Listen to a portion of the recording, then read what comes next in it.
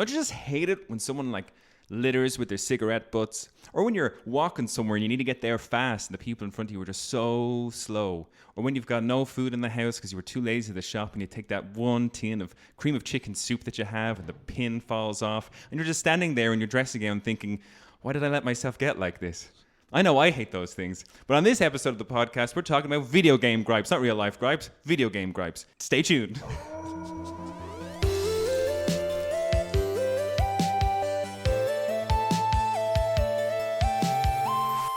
All right, it's me, it's your host. And today I'm joined by, of course, I'm Darren Wade, by the way, and today I'm joined by Craig, the Critical Nolan. No better person to have on an episode about gripes than the Critical himself. Craig, how are you? How you doing, Darren? Very excited to be here to talk absolute smack about, just whatever, video games. Anything you just mention off the top of your head. I'm just going to shit all over it. I can't wait. We're going to have a great time just shitting on games. We don't usually do that. And, we just had the intro on this week's. What do you think of the spooky Halloween? Oh, well, there was just like a 3-second pause for me. Was I supposed to hear something there? Don't let them in on the secrets of the podcast. Oh, Craig. yeah. No, I heard it there the other day. I thought it was very, very spooky, very cool, we got spooky. Are you excited? Are you a Halloween kind of guy? I'm a massive Halloween fan. I dress up every year without fail, and would be devastated if it didn't happen. So this year will be no exception. And do you have any ideas on costume-wise this year? I'm still finicking around, Okay. But if all else failed, because I've been doing it since I was 17, 18, I have a massive back catalogue of costumes wardrobe in my parents' attic, and they hate me for it. So if you go up into my parents' attic, there's just the Christmas decorations and then all my Halloween gear on the left side, taking up half the attic, Yeah. But last year I did Jack Skellington from very good. I remember. Yes, yeah. I was Awesome-O from that South was Park. a great one, Darren. That was a good party we were at, all right. Yeah. But they're the type of costumes I usually get where I can keep the masks or the suits or whatever and use them for something else if need be. So you can get kind of creative that way. What's been your favorite dress up? What's been your favorite Halloween costume? Easy when I went as the Witch King of Angmar from Lord of the Rings. Oh man, yeah, nice. I had the proper helmet. I'd made it out of paper mache, but it was proper to scale. And I was wearing a black cloak and armor that I'd spray painted kind of black. Yeah. And I just looked like this shadow, I had the sword and everything. I didn't have a mace, unfortunately. I couldn't get that part. Yeah. But you couldn't even see my face because I wore a black, full-on morph suit. Mm-hmm. So behind the eyes, behind the mouth was just nothing, and it just looked cool, I was over 7 feet tall because of the helmet, and even in the place I was in, I won best costume that year. So okay, yeah, I'll take that. And just before we get into kind of, when I ask you what games you're playing, I should note we're starting a new regime for the next couple of weeks on a post show, our Patreon post show. We've all of us on the podcast have picked a character. Some of the guys never got back to me in time, so I had to pick it for them, and so they're just going to have to deal with that. But we've picked a group of our favorite video game characters and a selection of kind of competitive things. And in each one of the episodes of the post show over the coming weeks, we're going to pit all of our favorite characters against each other in each of these scenarios. And we'll do a battle royale, best character wins. So by the time we're coming up to close to Christmas, Craig, we'll have, arguably the greatest random video game character within the podcast of those 10 specific things. Yeah, right. I can't wait. And if you want to find out what that is or what it's all about, you can hit us up on patreon.com/the gift of gaming. And for the price of a coffee a month, you'll be able to get in on that and listen to those excellent shows. I'm sure they'll be excellent. We'll get into it today after the show. But have you been playing anything scary now that we've hit October? Are you a scary game guy? You're not a scary movie guy. I'm not a scary movie guy. I don't like to watch a movie looking out between my fingers. Yeah. So for me, it's well, why would I pay to see that? Well, maybe if you weren't such a scaredy cat, Craig. Mainly, but with video games, it's kind of similar. I played Dead Space the first time for a half an hour, and then I remember just getting to this door that required me to clear the was it when there's zero gravity? I had to just clear all that shit, and the door opened in slow motion, and then just a shitload of steam came down, and then a spanner dropped through the fucking framework onto the ground, and it just scared the shit out of me. The noise it made and the spanner dropping down, I shat myself. I was out of there, So, but I since came back and I completed Dead Space 1 and Dead Space 2, and I loved them. But I was terrified the whole time. Most of the What game. about the likes of The Last of Us?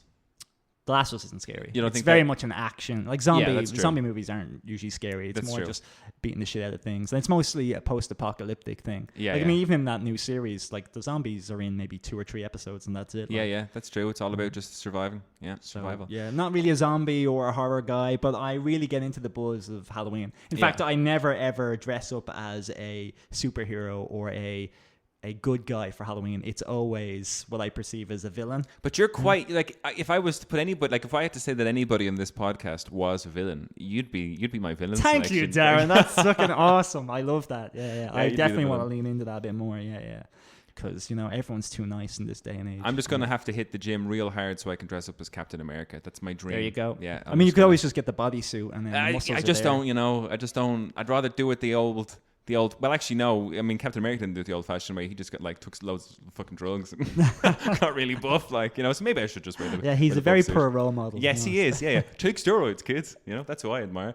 So for today's episode, Craig, we're going to look at all of the things that I'm not saying that we love to hate about video games, but just that we maybe just hate about video games or dislike or things that annoy us or bug us that exist in the video game world. It's a good opportunity to vent. Yeah. More so. Yeah, exactly. Yeah. Do you want to kick us off with Yeah, I anything can off kick- your kick list? you Because I mean, off I've got quite. Okay, well, I was expecting you to ask me what I was playing recently. So my first couple of gripes were about what I was playing Well, then recently. Because I really wanted to, Let's get into that. What are you playing currently? Because, as everyone knows, I mean, you're playing it, Colin's playing it, a bunch of the lads are as well. I think there's maybe like 5 or 6 of us playing it, but it's Baldur's Gate 3. Oh, yeah. Now, I'm quite far ahead. Like I said, your brother has actually finished the game. But Yeah. other than Colin, I'm very close to the end. And there's just, as great as the game is, it has some really, It's not 100 really annoying Yeah. things. It's I'm stuff interested that, to see. I'm interested to see what infuriate me, your top one is, because I actually have on my list down here. I've got like a small two little notes beside Baldur's Gate 3 that have annoyed me. And I'm sure we'll be doing a whole episode on Act 1 of Baldur's Gate 3 and we can go into it then. Yeah, but I am curious as to But what. just a couple of gripes. Yeah, that just, absolutely. 'cause I play it every day, and there's these little things that just waste my time and just cause me annoyance. And one of them is just the item management. Oh my God. Unless something is in a bag, you can't send it to camp. You have to pick it up and then go into your inventory and send it to camp. And that's really annoying, when because if you hold the X button to search for a bunch of stuff on a table, you can send them all to camp, no problem. But once something is on the ground or just on its own, you just cannot put that away. Yeah. You have to just pick it up and then go into your inventory and then send it on. I'm only coming to the end of Act 1, and being encumbered has been the bane of my playthrough through Act 1 so far. I found a solution to that. I was just giving it stuff to all of my characters. Yeah. And But then, so for me, my problem with that is I'm a little bit OCD. I think I have. was. I think I'm. I think I. But have a eventually, little if something wasn't rare, then I just got rid of it. Yeah. Anything that was a common item, I'm like, It's I not just worth- too much it's not of worth- that it's shit not worth now. holding, it's not worth So selling. it gets a bit easier. But the annoying thing is, one time I spent 2 hours just putting all my potions in an individual pouch. Yeah. And I'm like, okay, now my main character doesn't look like he has just fucking 200 things in his inventory. Yeah. But the second you go into a shop, it displays everything outside of the bag. Does it So- not put it back into the bag? No, It all doesn't out put of it the back bag. into It's the all bag. outside the bag. So then suddenly I'm looking for the thing that I want to sell, and all my fucking potions are just all over the place. That is again. outrageous. Even though they're all in the bag. I'm glad you told me this. So hang on. So when you exit that menu from selling your stuff to this guy, do the potions then revert back into the pouch that you? I guess so. Yeah. Okay. Well, as long as that, because They're in there, but I mean, because it's usually in that situation where I'm at a shop that I want it to be neat so I can see what I need to sell. Yeah. That's why I organized Yeah. it.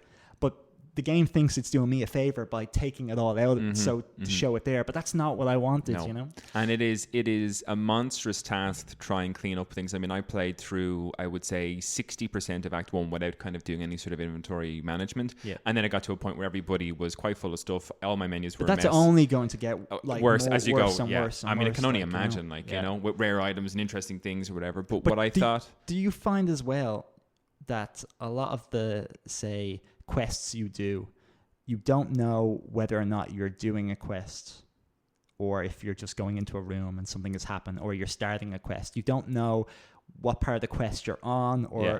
So there is a way to counter that. I found that a little bit tricky at the beginning, because what I actually did was I was so excited to be playing the game that I just ran around and like just came across things all the time.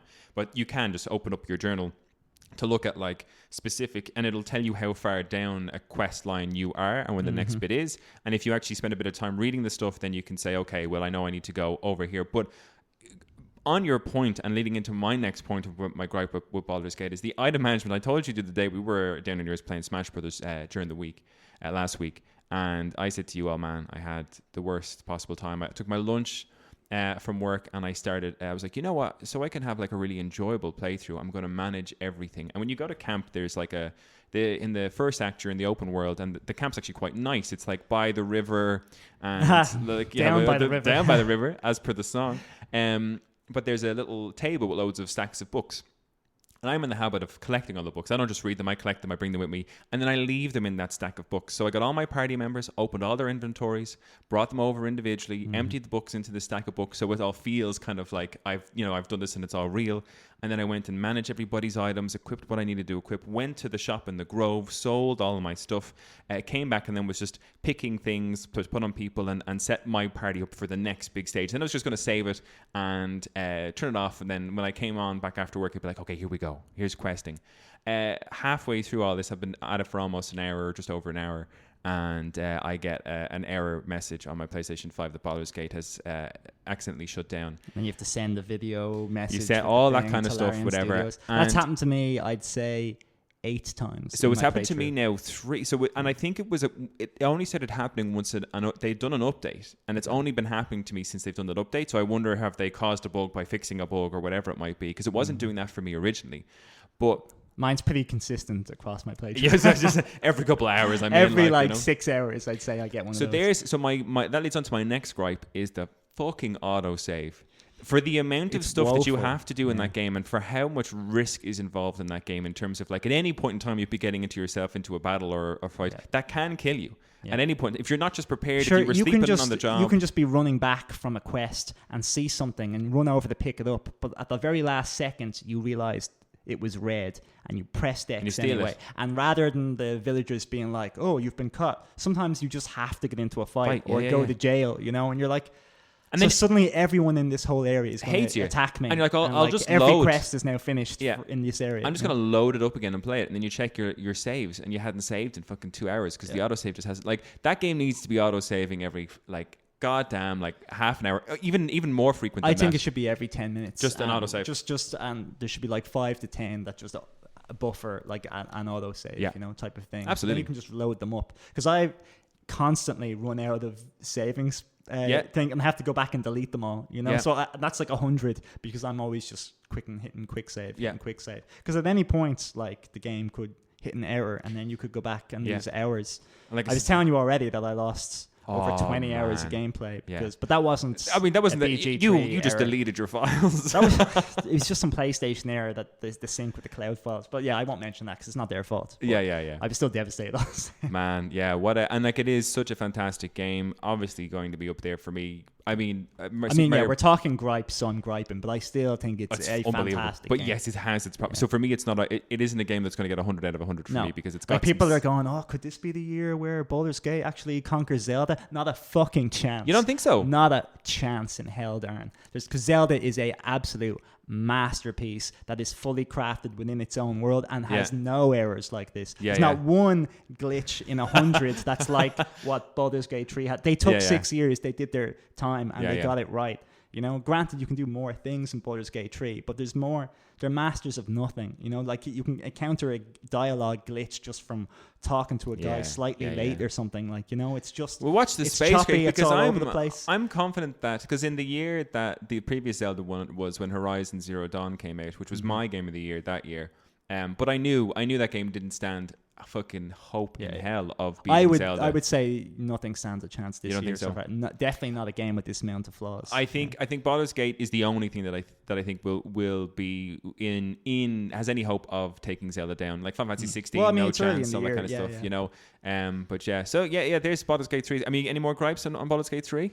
just that I find that like a lot of the quests could be just ruined by one simple dialogue choice gone wrong, and then you don't know if that was the right choice or the wrong choice, the good or bad ending type of thing, because it's just shut down instantly. Do you not love that about the game? No, I hate it, because I feel like the game has one outcome in mind, and if you don't do that outcome, you're getting shortchanged. Yeah, okay. You know, because usually stuff is ending before, because a lot of these quests have like second parts to them, like later on in the game, and if you don't get it right, then you don't have access to that content, so it's blocked off. I think it's an attempt to, I mean, because there's so much in the game that I would have done so far, and I've like been really kind of conscientious of looking at everything and trying to do everything in Act 1, but I know that a second playthrough would be very, very different if I pick a different character. If I choose to just, like, you know, my character right now is kind of just leaning towards the neutral good, but if I wanted to play a character who was a bit more chaotic, I know the game would be totally different. But Jay, you're right. Like, I mean, it's interesting because I had,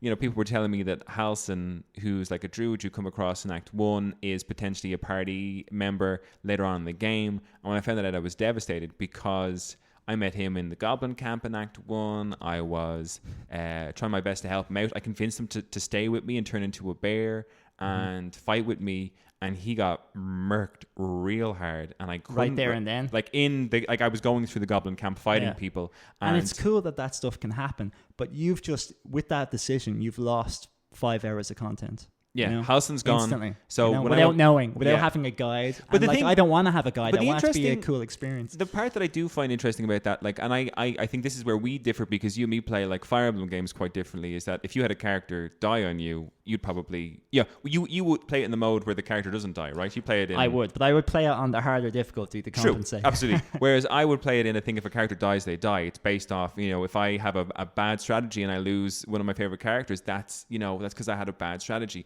And I do enjoy playing games like that. I am enjoying, like, I was so close to resetting Baldur's Gate after that whole, the Goblin Camp for me was an absolute fiasco. Do you know what I mean? Start to finish was horrible, but it was funny. I think back at it, I'm like, oh, Halson's dead, I won't have a druid there. And we went back to the Grove. There was all these different dialogue things, because your one had taken over and Halson never came back, and I was, this is fun. You know, I was like, it's not exactly what I wanted to happen, but it's still an interesting way to play a game that you're like, well, they it's not as if there's nothing. There's just a totally different path to take. In that situation, I'd be the type to go, what could I have done differently? And then I look at YouTube videos, and then I'm wasting an hour doing that only to then be like, all right, now I'll do this instead. And I'm like, I don't want to play games like that. I want to just go ahead and do whatever. But I feel the game is punishing you more often than rewarding you for something. Fair. Like, if you play The Witcher 3, if you do the extra investigation, you got that extra dialogue option that you knew was the right answer, that would advance the quest that little bit more and find out, oh, actually, the woman was the bad guy and not the werewolf. He was just misunderstood. Yeah. Whereas if you do the quest normally, you kill the werewolf, but, you know, you do the extra,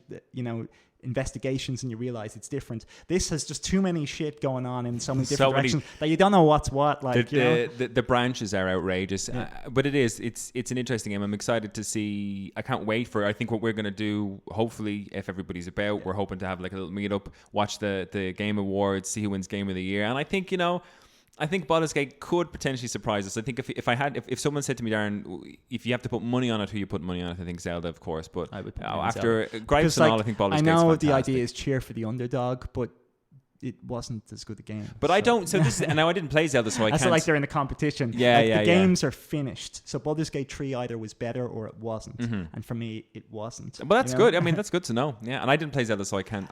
Or I isn't can't speak. is the correct term, like, you know. But I'm getting probably more enjoyment out of Baldur's Gate 3 than I did out of Zelda. So in a way, does that make it the better game?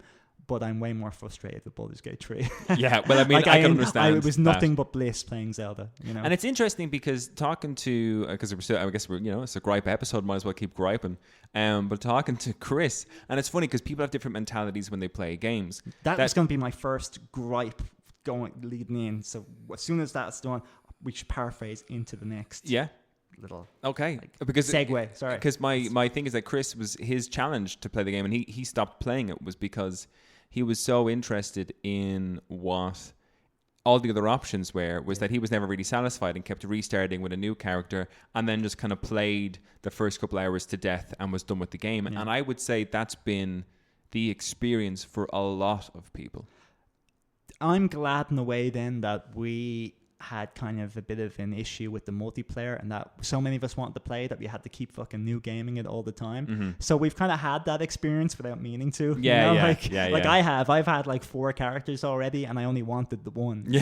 But like I've played so many because anytime people want to play, it's like, oh shit, you weren't in my party. There's definitely things that could be done better. One of the things I'd love is that if you had, rather than having like story slots, you had character slots. So you had this character who, let's say I finished the game with him, and I loved him, or I was halfway through the game and a few of my mates were like, hey, let's start a new game, and I just still want to play as my character because I love him so much, but it'll just put me in at level 1, 2, or 3 or whatever else, and just like sync me to the rather than having to create another character and start a new game each and every time. Because it's definitely possible. Because everyone, like, I never use Gale ever, but the second I switched to him for a quest, he was just instant the level that all my characters were. So they already have that mechanic. Absolutely. You know? So I don't see why they couldn't have done that. I guess there's very few people probably around the world who have that setup that we have like 7 or 8 friends who all live locally and all want to play the game together. So we should consider it like an absolute perk that we just have this group of lads like who are just so keen on games. Well, I guess I'll if you don't mind, I'll go into one of my gripes, which might surprise you, Craig, with this game. The game I'm about to gripe on is Kingdom Hearts 3. Would you believe that? Does not shock me in the slightest. I have a gripe about this game. So you should have gripes with everything about that game, based especially on its storytelling. And well, my gripe is the storytelling. Okay, thank you. So, as anybody who's listened to this podcast would know, I'm a big narrative fan. I mostly just play video games for the narrative. I'm big into the story. I'm so similar. Yeah, and Kingdom Hearts 3, I waited fucking, I don't know, like 16 years for that game to come out, probably more, for this game to come out. And in classic Nomura style, being the absolute psycho that he is, took it upon himself, and this is my interpretation of what happened with Kingdom Hearts 3, took it upon himself to say, you know what, I'm going to flex my muscles here, and I'm going to hit up Pixar. I got Disney, you know, I have Disney, I've got Disney in the palm of my hand, I've had loads of Disney games, I'm going to go Pixar, and Toy Story is going to be in this game, and Monsters Inc. is going to be in this game, and people's favorite Pixar movies are going to be in this game, but for each world that you travel to, the story will not move forward an iota. And it's so sad because I'd played every Kingdom Hearts game up to this point, and I knew that there were 3, what I thought were very interesting, I mean, convoluted, yes, but interesting arcs that needed to be solved. So you've got the Sora. But generally, the Disney worlds were very traditional to the story of the movie that they're based on. But they absolutely, but they had integrated the Kingdom Hearts stuff into it a little bit better than Kingdom Hearts 3. Kingdom Hearts 3 was just like, you're here, you're just doing, like, I was just on doors chasing fucking thingy with Sully and Mike through Monsters Inc. I get what you mean. And there was no, you know, whereas like, it didn't have like a group of the villains gathered around the table being like, we need to control the heart. There was none of that. And I think because Kingdom Hearts 1 had that with the Disney villains gathered round, and Maleficent was their leader. And Kingdom Hearts 2 had, like, Kingdom Hearts 2 leaned into a little bit more of the playing the story of the things. But in Kingdom Hearts 2, each world had its own member of Organization 13 kind of pulling the strings in it. So in each world you had an encounter, but in this one, I think in the Toy Story world there was a cool moment where you had a good bit of like narrative drop, but it was just kind of show that Woody was really cool as a character just in general, which we all knew. But I played through that game and I was waiting because I'd played through all of these, there's like the Darkness Seeker arc or whatever was what this up to Kingdom Hearts 3 is called, and you're waiting to find out what happened to the 3 main heroes, Sora, Riku, and Kairi. You're waiting to find out what happened to the organization crew, Shion, Axel, and Roxas, and then you're waiting to find out what happened to the OG Master crew, Ventus, Terra, and Aqua. So there's all these things that need to be resolved. And I'm playing, like, I'm 40 hours into this game and nothing has been nothing has begun to resolve. And I'm like, where are all these characters? Like, I even played like Kingdom Hearts 2.8 fucking stupid title in the thing, trying to find out what the fuck happened to Aqua, thinking that was going to lead me right into Kingdom Hearts 3. She doesn't appear until the fucking end of the none of them appear until the end of the game. You go to this world, the Keyblade Graveyard, where there was an old Keyblade war, and they dump everything on you in the last 2 hours, and it's, they've had this whole game to kind of try and tell me the story, and they rush it right at the end. They just rush the whole thing, and none of it is as satisfying as I wanted it to be, because I waited for so long for that game and I was so excited. It's because their priorities are just so different. He just wants the gameplay, he wants the worlds, and he wants just cool things within that world. And don't get me wrong, there are, I still really enjoyed the game, but I just could not believe that I was getting as much story at the end in such a short space of time compared to I played this game for 35 hours and literally nothing. I mean, it was cool. I was a monster in Monsters Inc. world, and I was a toy in Toy Story world, but like nothing happened. Yeah. There's my Kingdom Hearts gripe, favorite game series of all time, but it's definitely got its problems. Yeah, I can understand that. It's because it's something you're passionate about, and you have to mention Sora in every episode. So I've been no wonder lacking. you'd have to just The throw last it in couple of there. weeks, I haven't really thrown them up lately, so I figured. But look I how should. aware you are of that fact. Yeah. That you're like, Craig, I didn't mention them in 2 weeks. I'm starting to get a little shaky. So what's your next gripe, Craig?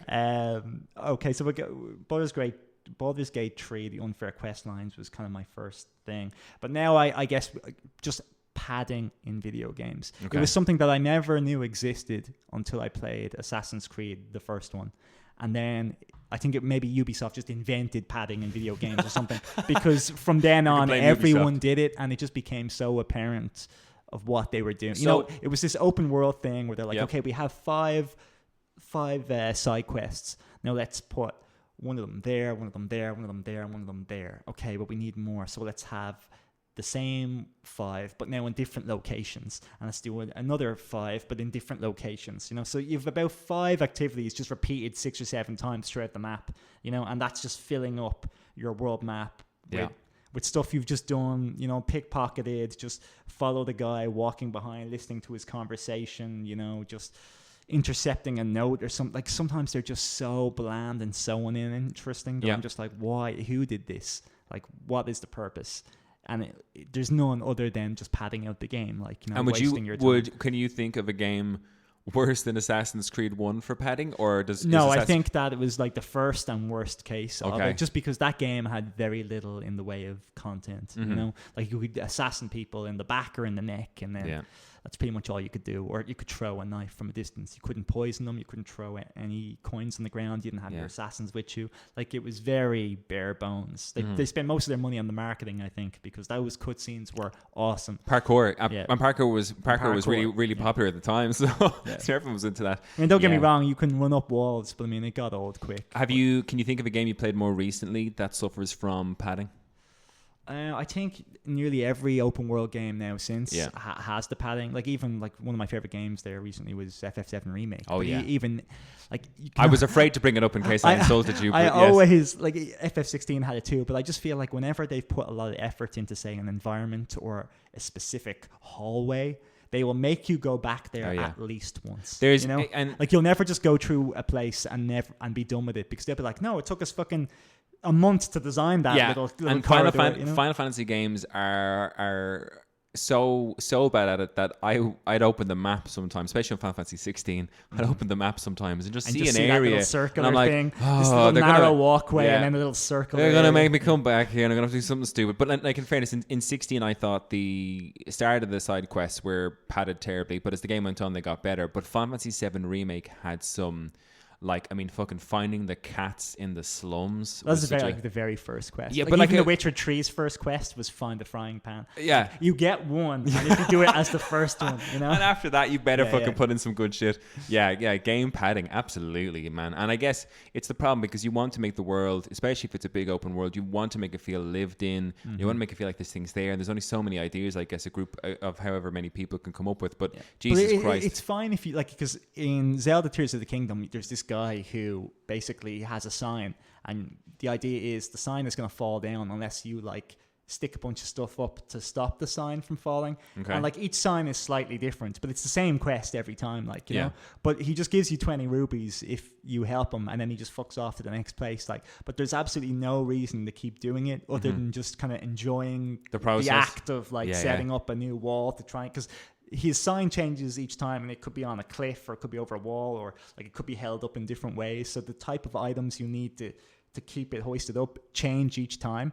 But you do have that that same quest about 50 times, you know? Yeah. But because there's so much in Zelda, I wouldn't even put that as a gripe. It's just very funny to think that this guy is in every part of the world holding up this sign. And like, it's the almost like absolutely wrecked. It's like your man with the cabbages in Avatar. Do you know what I mean? Exactly, There's like just a repeat character as opposed to padding. But just for fun, like, because they could totally take him out and it wouldn't matter in the slightest. You know? It's interesting because, you know, Final Fantasy VII Remake versus Final Fantasy VII, the original. Final Fantasy VII, the original, didn't... I mean, would you consider that game having padding, or is it... No padding. No padding, because it is... Because it's just A to B. Like, quest... what's the term? Side quest didn't exist. Yeah. Because it is... I was about to say, it's a modern game issue, isn't it? Because it's like this idea that we build this world and people are crying for content, so we've got to make up all this random shit. We've got to have an open world, but just kind of filler stuff that's never like, as good. But to be honest, I'd rather... Like that mission with the cats in 7 Remake where you got to go find this girl's 3 cats, like just don't put that in there. I don't need that. Nobody wants that. I'll walk around the slums if I want to. It sucks for those fools, and I consider a lot of our own friends in that category, because like in order to platinum that game, you had to get 3 different dresses. I'm currently working on that. The only way to get all 3 dresses is to do that chapter 3 times, which means you're going to have to do that cat quest 3 times. 3 times, yeah. So I say, you're an idiot, Darren. But it's my OCD. Like, they are just giving you nothing. It's and my you're giving them OCD. extra I content. know. It's my OCD completionist. There's certain games that I would be, and it's a pity. One of them that I would have loved to have been a completionist on, but the platinum is just too fucking ridiculous. Is Red Dead Redemption 2. There's certain games that I love so much that I want to get the platinum. Like, it's a personal thing. Remake's one of them. Like, it's got some padding, but Remake, I think, is... I don't care. You know, even though I play it to death and I know I'm excellent at the game, that's good enough for me. Well, I'll have a platinum and you won't, Craig, and that'll only mean something to you. Whereas I will see your platinum as a big fuck you from Square directly to you. You wasted your time here, Darren. Now listen, man, I'm going to take my platinum. I'm going to do what I want. I'm going to get those 3 dresses and I'm going to look fancy. Okay, so what was the gripe you had? Oh God, this is a big one. This is a because chances are we have the same stuff. I have one big one that I would talk to in length, so my one is, and I'm going to direct it at FIFA in particular, but it's this year-on-year, like FIFA 2022 to FIFA 2023. It's a full game, it's a full price, and nothing has changed except the real life situation where players are bought and sold and managers come and go. I didn't think of that one, but that is genius. It's awful, and it's all money. Yeah. And like I played, and it's funny. My most played game for a long time on the PlayStation was FIFA 13. From years ago when I was in college, I played a lot of FIFA 13, and I held onto it for years. And all I did was there was an option to where you could move players and move teams around in leagues, and I would just have a little gander at the Premier League, you know, leading up to the next year, and I'd manually move players around to teams, whatever else, and then start a season. Because I was like, the 2 hours it's taken me to do this is more worth than paying 60 to 70 euro to get the next iteration that's going to do this for me and maybe look slightly better, but for the most part be the same game. Because with FIFA, it took every like 3 or 4 years for there to be a big iteration that changed a lot. Should have been like FIFA, I can't remember if it was 2020 or 2021 was the first FIFA to kind of have a story mode. Do you know what I mean? Where you play it as a character who was, you know, becoming a successful footballer. And for the 5 FIFAs before that, nothing really had... I mean, the gameplay was like, you know, tweaked here and there, but it's essentially the same fucking game. And the problem is that there's people who want to play with their mates and let's go, and their mates are gonna buy the game, so they got to buy the game, and everyone's just fucking buying FIFA and give loads of money to EA, the greediest company in the fucking world. And I had the saddest thing was like, so Darren, do you want to play FIFA? I was like, I'm playing an iteration from 6 years ago, guys. You have fun, like with my FIFA 13 battered box. Do you know what I mean? But like, I hate it, and I think it's one of those things where it is almost pure greed. And one of the things I'd prefer that they did is if they made a game every like 4 or 5 years maybe, and had good upgrades, and in each year in between that, when it came to the new season, release paid DLC for like 20 quid. Where it's like, hey, we've updated all the teams, blah, blah, blah, and we've updated like tweaks and this and bugs and this, whatever, has improved the game. And like pay DLC for 15 or 20 quid instead of 70 euro or whatever, and say, here is your updated iteration of FIFA or EAFC, whatever it's called. The only way something like that can happen is if there's more football games made, there's more competition. Absolutely, you know?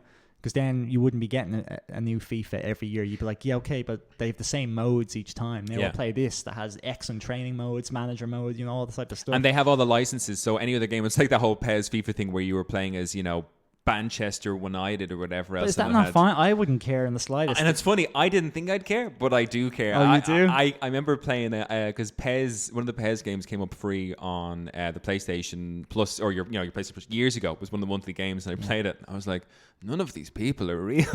So it really bothered me. But yeah, and I guess that's my fault, because if it didn't bother you, you can play these games that are equally as good gameplay wise, but just have different names. But I suffered with that. So and I think it's the same for like Madden, the PGA Tour games, sports games in general. EA sports games are I think an absolute disease on the industry in terms of what it's doing to the consumers, to say, hey, you have to buy the next iteration, it's going to cost you this amount of money, and we know you're going to pay it because all your mates are going to be playing it.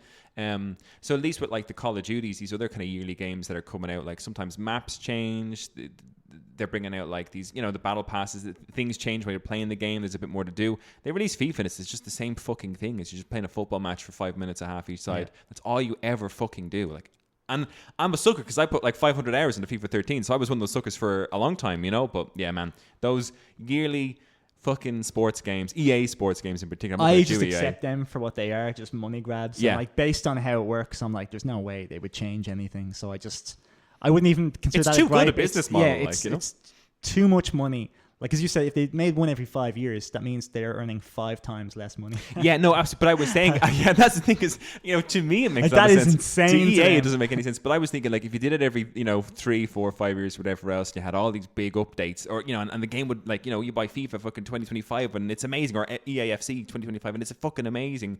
And then for the next 2 or 3 years, come September, August, when all the transfers are done, you pay fucking 15 quid for DLC. But of course not going to do that, because it's 15 quid instead of fucking 50 or 70 or whatever. Yeah. The perfect football game is possible, but we'll never have see it. Yeah. Really it's probably been thought of loads of times, and then they like slap the guy in the head who thought of it and told him to throw it out. Like, it's probably in a waste never bin somewhere. Bring that. Never up, bring that to the table. Like, you got anything else you want to gripe about, Craig? One I forgot to mention while we were on the subject of Baldur's Gate 3, and you mentioned how Chris was struggling through it, and I thought it was unfair difficulty in games. Yes. Okay. Yeah. Like, and a lot of people will consider me sacrilegious for even saying this, but I've never given a shit about those Bloodborne games or Elden Ring, and what was the original series? The Souls series. The Dark Souls series. So if I'm spending 20 minutes, and remember we're saying Baldur's Gate 3, you're doing a lot of stuff, and like it took you ages and there was no save points, and then it resets. Sometimes like I have to take a couple of days off a game if something like that happens, just because it was so frustrating, and I don't want to do it again because it was work for me, Yeah. But that is a game where no matter how good you are, the game is designed that it will fuck you at a moment's notice, just so you have to repeat what you just did. Yeah. So it's padding, but deliberate, because they're purposefully killing you so that you have to just repeat the same area again. Mm-hmm. And I think that's almost worse, Wow, okay. Like, you go through an area and some people will be like, oh, look, a guy was just hiding behind the doorway. Yeah, like, how would I have known he'd be there? And the answer is you couldn't, and you had to die there. Yeah. Like, the first time you just had to die. And some people go, oh, wasn't that exciting? I can't wait to do that again. I would turn off the game and I would need to take a break. And I'd just be like, I haven't saved in half an hour. It took me ages to get to that guy, and the game punished me for it. Mm-hmm. So I'm like, I already hate the developers. Like, I'm at war with them now, So I just don't play those type of games, and like those type of scenarios really, really bother me. Fair, man. To the point where I'm like, I'm not playing that because I know what that is. That's padding without the extra content. It's padding that can kill me. It's padding with no extra content. It's just, no, they want you to fucking do it over and over again until you hate yourself. I'm trying to think, because the Souls games, all those ones, those are great games. I get it. There's some great bosses, some great combat, even though I think the combat sucks. But there's people out there, and it's interesting because it would be a gripe for me where you come across a dude that's just too. Elden Ring is a game that I don't think I'd enjoy I wouldn't enjoy that at all. No, because it's a thing where you go to certain areas that if you just go to, you just, no one tells you. And I'm not a person who needs his handheld playing a game, but I play a game to sit down and enjoy myself. So if I spend fucking like an hour and a half wandering around the world map trying to find out where I have to go next, and everywhere I go things are fucking 20 levels higher than me, and they could just whoop me. I don't even know. I walk into a fight and I get whooped because it's like, well, I shouldn't be here. I'm like, I am literally I'm just wasting my time. I'm just wasting my time. And it's mad because I watch those games and I'm looking at like gameplay videos expecting like some fucking epic combat with Final Fantasy 16 with all these flashy combos, but it's just Never a fucking really barrel roll and then a slash and then a barrel roll there was away, a great and then injecting yourself with health potion. Like that's pretty much it. There was a great I saw a video. It was from Comic-Con in San Francisco years and years ago, and some guy had dressed up as the dude from the Souls game with the Bloodborne. I can't remember which one it was. And all he did was in this full medieval gear with a sword and shield. He'd walk up to people and he'd just roll on the ground around them. That's all he did. That for me is insulting the game. You know, right? Like I would do that to take the piss. Like, you know? Yeah. So that's the game. I got another good gripe here. Another kind of overarching gripe as opposed to going for particular video games. And this one is backwards compatibility. And just the idea that we've gone through the PlayStation 3 to PlayStation 4 iteration was probably the worst in my living memory, because I mean I can play my PS4 games on my PS5, so it's gotten better. But there was a time, Craig, where both Microsoft and Sony were saying, hey, we're going to make it so that like your games get shipped the moment they're put into your PlayStation or your Xbox, so you won't be able to share them with your mates. The used game market is just going to be fucked up. But even now, there's games I own from, and I'm not talking about like Nintendo games or anything like that, because it's they're the worst for it, just so you know. But I mean, no, Nintendo absolutely. But like in terms of when I think of hardware, like looking at like the Super Nintendos, the Nintendo 64, all of them are cartridge based and things like that. So I guess I understand how they can't be converted over to like me playing the Switch. But my PlayStation 1 games that I still have in my home, some of them that I love, my PlayStation 2 games, and I'm a good retro game player. I love going back to certain games. PlayStation 1 games, PlayStation 2 games. I got fucking tons of PlayStation 2 games, excellent PlayStation 2 games, and then PS3 games. And I can't play any of them on my current console. And I'm looking across the board, and I remember there was a whole, and I'd love to do an episode on it sometime. There's a whole thing about how the development of the PlayStation 3 came about and how they just fucked it up, and it was impossible for them to like, it's only PlayStation 3 Blu-ray disc things that can play on this, and they'll never play on anything else. We fucked this up, our bad, But like the idea that I've got a PS5 and I can't just stick a PlayStation 2 disc in there and play that game, it just doesn't make any sense to me. It's certainly odd, yeah. Like I mean, I can get a fucking DVD from 1990 whatever and put it into my DVD player. Now, if it's not scratched or fucked up, I can put it into my DVD player today and still watch the movie. Yeah. I bought that game once. It's like I would have loved to have been able to just take my PlayStation 2 version of San Andreas and put it into my PlayStation 4 or 5 and just play the fucking game instead of having to pay Rockstar for a cheap old remaster that was costing me fucking 30 quid to get. I was like, I have the game. I bought this from you already. Sony, Microsoft, whoever. Just let me, like, it's a disc. It's in a disc drive. Let me play the fucking game. I have it right here. So to me, that's always been something that's really bothered me, that I have this drawer full of these excellent games, and I still have my PlayStation 1 and PlayStation 2, and I still take care of them. Yep. And there is a part of me that enjoys the process of like taking out my PS2 and dusting it off and plugging in and whatever else. But another part of me is like, I would just like the luxury of just wirelessly turning on my PlayStation 5 and saying, I feel like a Jack and Daxter that I didn't have to pay for again, and just sitting down and playing an old game. That's pretty good. And it kind of leads on to like my gripe, which is like the second part of your gripe. And it is like the fact that we have all of these re-releases and remasters. Oh yeah, and they're coming up like crazy. And like you said, we should just be able to play the old package. I'm fine with the not having the old package, because like games that were made 20 years ago are generally not good now. Janky, we generally make improvements to games. Like the Zelda games have gotten better, the FIFA games, not the case. But I mean, most games, they try to develop, they try to make things better, especially in a series. Like, like The Witcher 1 compared to The Witcher 3, that's completely unplayable now. Yeah. You can throw The Witcher 1 away. It just shouldn't exist. It's rubbish. Witcher 3 shits all over it. The same way Assassin's Creed Black Flag shits all over Assassin's Creed 1. That's one of my favorite games of all time, and yet I take every opportunity to dump all over Assassin's Creed 1 any chance I get. Like, you know, do. even You really though do. Black Flag is one of my favorite games. You and Colin were here for an episode one time, and you just shat so much on Assassin's Creed 1. It's only because it came out the same day as Modern Warfare, and all my friends made the right choice, and I made the wrong choice. Oh, yeah, okay, you know? yeah. So that's why I had that. There's a bitterness, right. yeah. But my issue is that they're doing all these remasters, but then just making it the exact same game as it was before. Yeah. I'm like, if you're going to take out an old gem, polish it, you know? Add some new missions, some new levels, some new characters, add some extra multiplayer options. Even just to spruce it up in terms of its looks, one of the things I was most impressed about, although it was still very janky, like I'm surprised it didn't do that, but Bluepoint are a publisher or developer right now that just remake old games. That's kind of their jam at the minute. But they did a remastering of Shadow of the Colossus, and it looks fucking amazing, but still plays like a PlayStation fucking 2 game. It's awful. And I was like, wow, look at me playing in these like PlayStation 5 graphics. This is fucking amazing. And then I was like, it's still like fucking impossible to climb up onto a fucking thing and just walk around with it, like, you know. Like, did you watch that Nintendo Direct that went there a couple of months ago? Like 5 weeks. Like in that, I think the only games I saw that they had mentioned were Paper Mario: The 1,000-Year Door. Great game, amazing game. Super Mario RPG, great game, fantastic game. And then Tales of Symphonia, like great game, fantastic game. But all three of those games were made like 20 years ago. Yeah.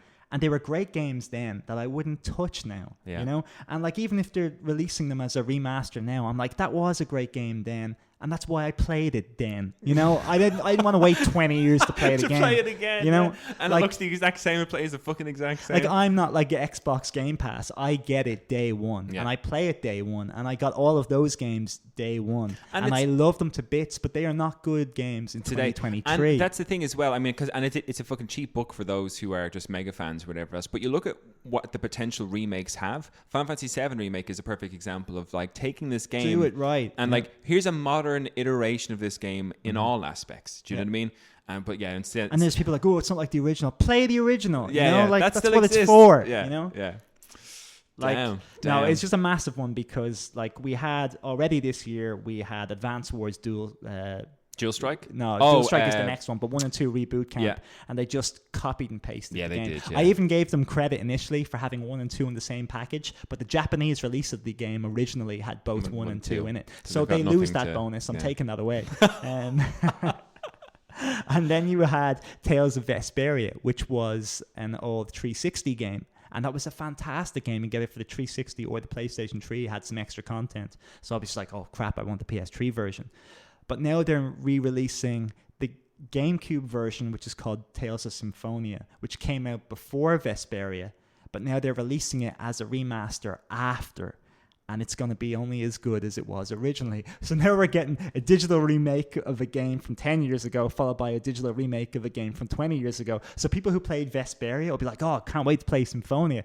Wait a minute, why is the gameplay 10 times worse? Absolutely like, what's going awful. on here? I'm why sorry, the graphics so bad? We didn't do anything to improve this game. We've just nothing. Especially, and they even released them in the wrong order, like idiots. You know, release Symphonia first at least, and then Vesperia, so it looks like it's leveling up, not the better game graphically, and then just so dumb and so stupid. Like Tales of Symphonia, the remaster is not going to sell, despite it being, for me, the better of the two games. Yeah. But now, if you judge them equally, Vesperia is way better. You know what I mean? Yeah. But they released 5 years apart, and so the GameCube version of Symphonia was fantastic. The 360 version was fantastic, but this Symphonia remake is going to fall apart because it's got nothing new. They just don't. So that's what they did with Advance Wars. Paper Mario, like all you need to do is, okay, in Paper Mario, the 1,000-Year Door, I don't know if you played it, you should. It's great.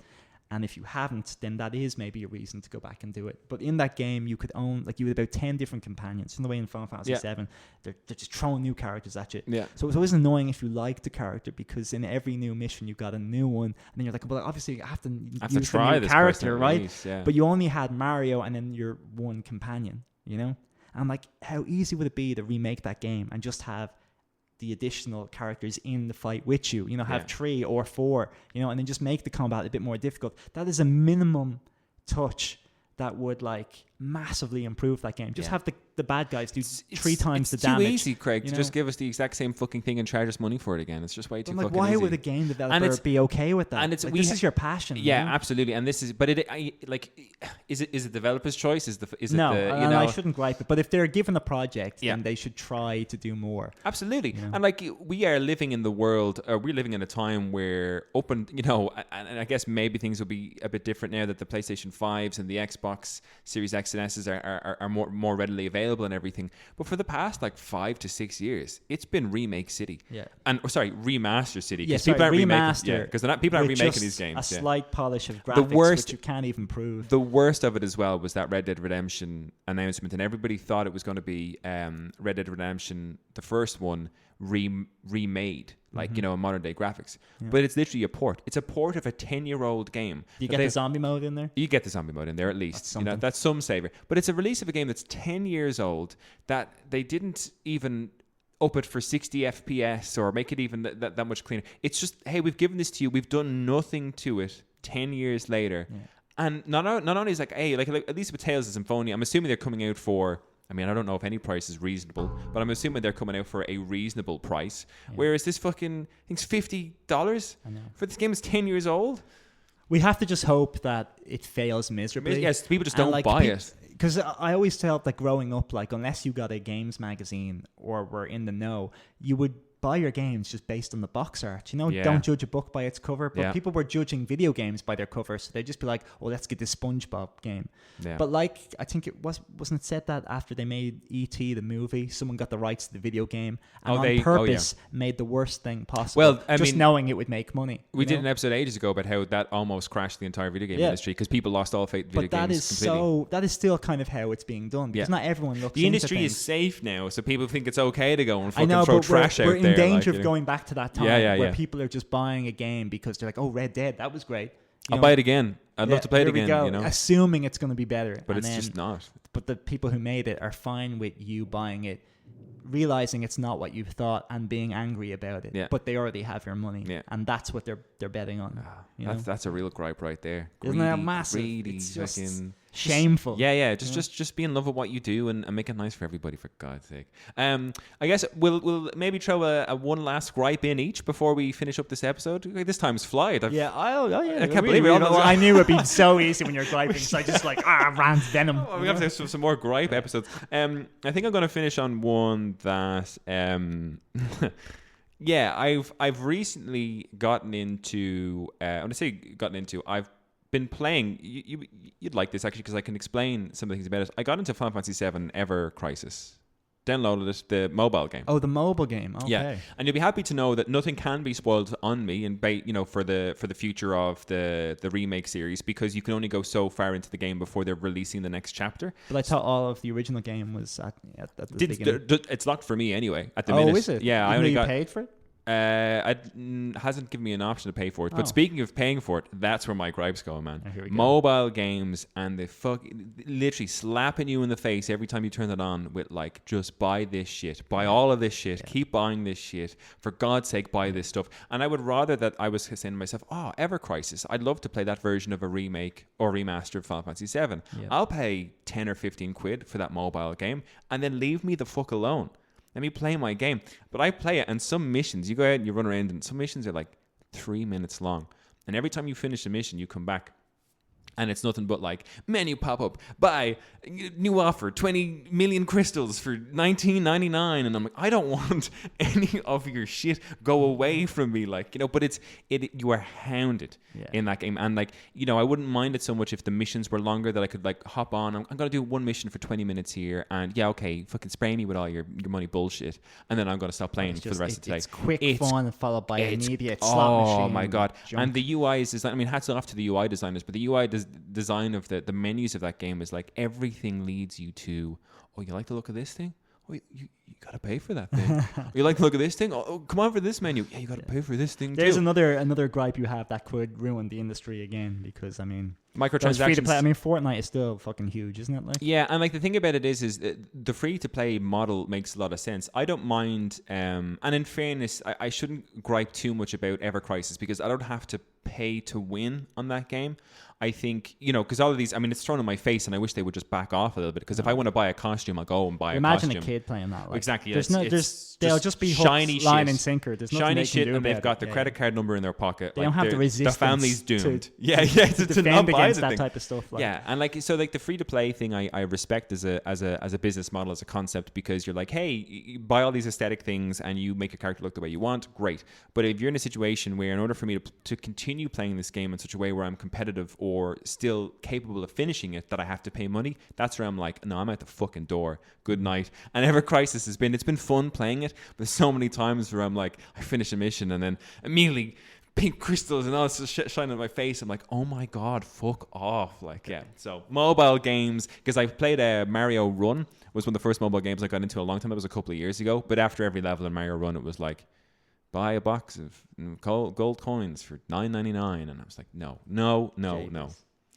That's my last gripe, Craig. That's last gripe. Mobile games. Okay. I've got a less annoying one to kind of gripe about. One that like will make you maybe a little bit pleased because you always seem to like look out on this type of stuff. But it's when we get a new console. Yeah. And we'll always get the black or the white version of the new console. Never the Mario Kart bundle. Never the Smash Brothers bundle. Craig, never the Halo bundle. Never the GTA. We never get anything that looks cool. Your gripe that's about to come now, you and me, because of the type of people we are, we suffer this gripe. So I've never ever gotten a cool looking console ever in my life because I always get it day one. Yeah. I think, and that's the thing as well, is that there's so many cool looking things. The only time I've ever succeeded in that was I had a PlayStation 4 for years and didn't really have the money at the time when the PlayStation 4 Pro, PS4 Pro came out. And I just waited for ages, and I was like, I don't really need it, whatever else. And then the limited edition Kingdom Hearts PS4 Pro came out, and I was like, I'm selling all my shit. But that was only worthwhile for like 2 years? Yeah, it maybe? was. But I mean, it looks so nice that I use it as almost like an ornament in the gaff. Do you know what I mean? It sits there being like, that looks lovely. And it is awesome. But I mean, there should have been one of them at launch. You know, it didn't have to be a Slim, just a Kingdom Hearts. And it's interesting because there's some games that, like Zelda was the launch title with the Switch, and yes, you got your Zelda bundle. But you never got your Zelda Switch. They never did that. With Tears of the Kingdom, they had loads of that shit. You know? Only because the Switch, but like, it's like if you're going to manufacture I think it must be a choice they do because they're like, no, enough people are going to buy it at launch that we don't need those same people who want the nice one. Those special editions are probably, they've marketed to go mainly after people getting a second one and not a first one. You know what I mean? Getting a second one, or not like people who are like you and me. Because I mean, I was fishing for a PS. Like that was my breakfast, lunch, and dinner. Was trying to find a PS5. Do you know what I mean? When it released, I was doing everything I could to get one. And that's just the type of people, the gamers, I think that you and me are. That if you got a new Switch, like the moment the Nintendo Switch 2 comes out, I'll be there day one to get it. But there won't be a fucking nice looking Switch 2 for me to buy. I'll have to wait ages until I get my Smash Brothers Wonders or whatever else box. I should clarify, when I get a console, it's not necessarily day one. It's whenever that first game that I have to play comes out, of course. Yeah, and I'd be the same. Sorry, because I knew... Actually, no, in fairness, I just got it for the Astrobot game, knowing that great games are going to come out. I got my PS5 for Cyberpunk, and then it turned out to not be complete, and then I was delighted to have it for Horizon. Yes, know? Or no, it was the Final Fantasy PS5 DLC. Yes. I was like, no, when that releases, I just have to have it. Integrate as a whole collection, because you got the normal 7 remake just in better looking graphics as well. Oh, so good. A fine gripe. I like that one. That's a fun gripe. That's a fun gripe because more like it sucks that I don't have this console. Yeah, I mean, I would have loved the Luigi's Mansion GameCube. Do you know what I mean? Wouldn't that be great? Yeah, that would super. And that was the launch game for the GameCube, so they could easily have done it like a nice little spooky looking one that I take at every Halloween, being like, look at my scary games console. But no, they don't fucking do that. No, we gotta wait, as if I have the patience to wait for a fucking before I buy immediately. But Craig, that's been our gripes episode. Oh, thanks very much, Darren. I'm actually be able to be quite nice now for a couple of weeks. I think I got a lot out of my system there. You've gotten a lot of the rage out. Well, if you're interested in still listening to more content from me and Craig, we're going to go after this and sit into our video game character battle royale that we've been prepping in our post show, and you can check that out at patreon.com/giftofgaming. Craig, thank you so much for joining me for this gripes. Thanks we're going to for have to have another one. I mean, I didn't hit on some of my gripes here, and there'll probably be more gripes that I can think of as well. Anyway, so yeah, we'll do another gripes. Let it build up a little bit, so that like once I'm about to explode, we can just have the episode. Yeah. Sounds great. If Rebirth comes out, 557 Rebirth comes out, and it's awful, we'll get our gripes. Jesus, no, it'll be great. Yeah, it'll be great. Thanks for joining me, Craig, and to our listeners out there, as always, keep enjoying the gift that is gaming. Peace out.